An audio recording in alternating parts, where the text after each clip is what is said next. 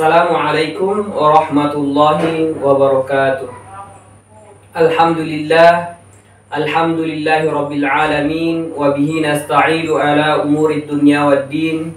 Wassalatu wassalamu ala asyrafil anbiya'i wal mursalin sayyidina Muhammadin wa ala alihi wa sahbihi wasallam.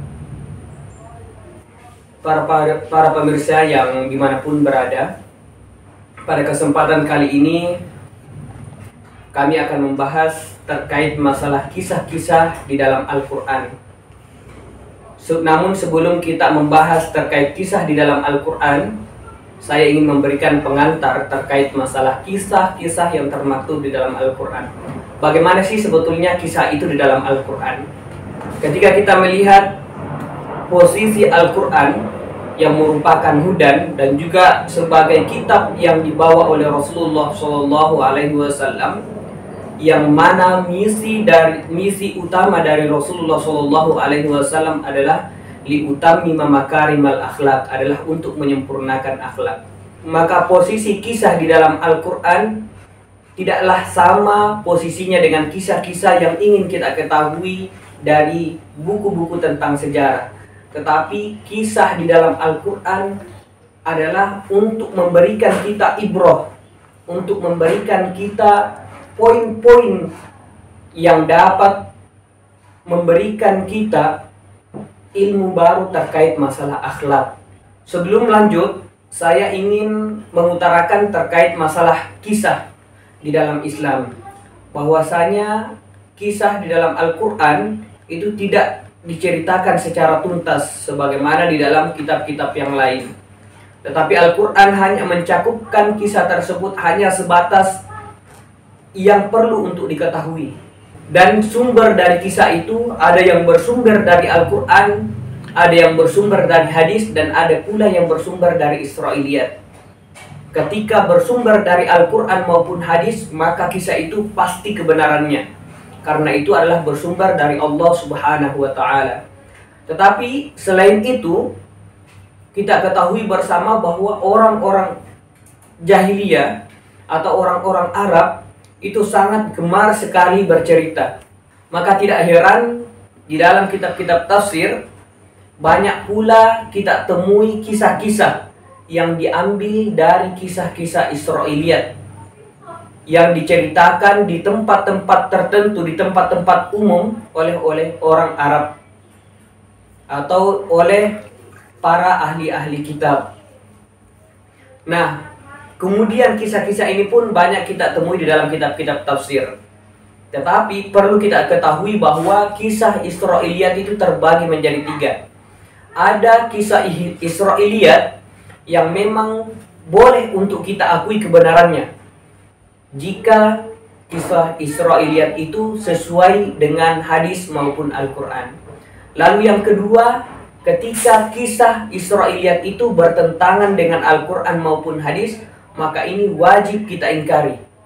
Lalu ada pula yang ketiga, yaitu kisah Israiliyat yang tidak diingkari oleh Al-Quran tetapi tidak disebutkan juga di dalamnya, sehingga ini kita cenderung untuk diam atau tidak membenarkan dan juga tidak pula menyalahkan.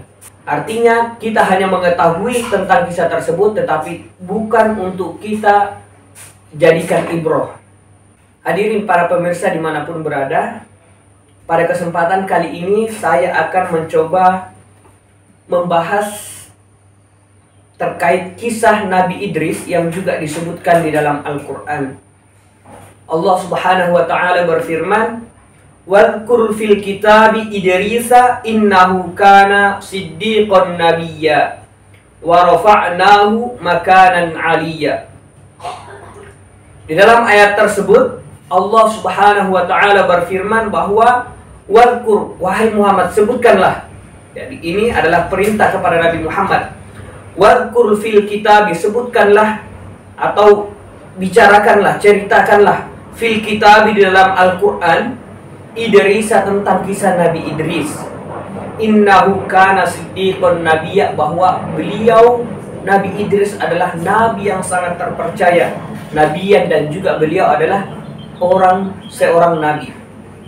wa rafa'nahu, dan kami telah mengangkatnya makanan aliyah, kepada tempat yang luhur atau yang tinggi. Dalam beberapa riwayat disebutkan dalam Qisasul Anbiya karya Ibnu Katsir, beliau mengutarakan pandangan Ibnu Ishaq, di mana Ibnu Ishaq berpandangan bahwa annahu awwalu man khatta bil qalam, bahwa Nabi Idris adalah orang yang paling pertama sekali menulis dengan al-qalam. Namun al-qalam ini mungkin bisa kita tafsiri, mungkin bisa, kalau dalam bahasa Indonesia yang umum kita gunakan, itu biasa diartikan dengan pulpen atau pensil. Tetapi ketika dibawa ke masa lalu karena pulpen belum ada, maka mungkin bisa jadi yang dimaksud dengan al-qalam itu adalah jenis dari alat tulis, entah itu berupa pulpen atau pensil, itu kita tidak ketahui. Yang jelasnya adalah itu adalah berupa alat tulis. Wa qad adraka min hayati adama salasimi'ati sanatin wa thamani sinin. Jadi Nabi Idris juga itu sempat sezaman dengan Nabi Adam alaihissalam. Jadi beliau pernah hidup di masa Nabi Adam selama kurang lebih 380 tahun. Dan ini masa yang cukup lama karena memang kita ketahui bahwa Nabi Adam itu hidup dalam waktu kurang lebih 1000 tahun. Selain itu, ketika kita melihat dalam berbagai macam kitab tafsir dan juga dalam hadis-hadis, ternyata yang menjadi perdebatan di dalam ayat tersebut adalah warfa'nahu makanan aliyah. Apa sih sebetulnya makna dari makanan aliyah itu? Nabi Idris ini diangkat ke tempat yang luhur. Nah, di antara pandangan ulama dan juga didukung oleh as-sahihain, ada sebuah hadis yang berbunyi, qala sa'ala Ibnu Abbas. Ibnu Abbas bertanya kepada Ka'ab, wa ana hadirun, dan saya hadir pada masa itu. Maksudnya saya ini adalah perawi hadis. Faqala lahu ma qaulullahi ta'ala li Idris. Apa sih yang disampaikan Allah Subhanahu wa taala, atau apa sih firman Allah Subhanahu wa taala kepada Idris, kepada Nabi Idris? Wa rafa'nahu makanan aliyah, tentang wa rafa'nahu makanan aliyah. Maka Allah memberikan wahyu kepada Nabi Idris. Apa isi dari wahyu tersebut? Inni arfa'u laka kulla yaumin misla jami'i amali bani Adam. Bahwa Allah berfirman, sesungguhnya saya arfa'u laka, mengangkat bagimu, kulla yaumin, pada setiap hari, misla jami'i amali bani Adam, seperti semua amalan-amalan Bani Adam. Fa'ahabbu ayyazdada amalan, maka kemudian dia suka atau dia gemar untuk menambah amalannya, karena dia tahu tadi bahwa setiap hari itu akan diangkat amalannya ke atas langit. Wa qaulu ibni, nah dari riwayat ini, kemudian dari selanjutan dari ayat ini, dari riwayat ini menceritakan bahwa Nabi Idris meminta kepada malaikat supaya ia melaporkan apa yang terjadi, supaya ia meminta kepada malaikat maut agar kemudian nyawanya segera dicabut. Nah, ketika itu malaikat pun memintanya untuk naik ke atas punggungnya, lalu seraya membentangkan sayapnya dan naik ke langit keempat untuk bertemu malaikat maut. Ketika malaikat tadi bertemu dengan malaikat maut, malaikat tadi kemudian menyampaikan pesan dari Nabi Idris, yang mana pesannya adalah supaya dicabut nyawanya agar kemudian ia bisa bertambah amalannya. Sehingga malaikat maut pun kemudian bertanya, di mana sekarang posisinya Nabi Idris? Malaikat yang tadi kemudian menjawab lagi bahwa Nabi Idris ada di atas punggung saya. Malaikat maut pun mengucap subhanallah, bahwa malaikat maut kagum bahwa betapa agungnya Allah. Baru saja Allah memerintahkan bahwa pada detik ini akan diperintahkan, malaikat maut diperintahkan untuk mencabut nyawa Nabi Idris di langit keempat, sedangkan Nabi berada di bumi. Sehingga hal tersebut sempat membuat malaikat maut ini bingung atau keheranan, mengapa Allah menyuruhnya untuk mencabut nyawa Nabi Idris di langit keempat, padahal posisi Nabi Idris berada di bumi. Nah, ternyata dengan kehadiran Nabi Idris tadi itu menjadi sebuah kemujizatan yang luar biasa, sehingga seketika itu pun malaikat maut mencabut nyawa Nabi Idris. Dalam kisah yang lain ada pula yang menyebutkan bahwa Nabi Idris bertanya kepada seorang malaikat untuk segera disampaikan pesannya kepada malaikat maut bahwa sisa berapakah umurnya pada saat itu. Sehingga Nabi Idris ikut bersama malaikat tersebut naik ke langit keempat untuk menanyakan hal tersebut. Sesampainya di atas,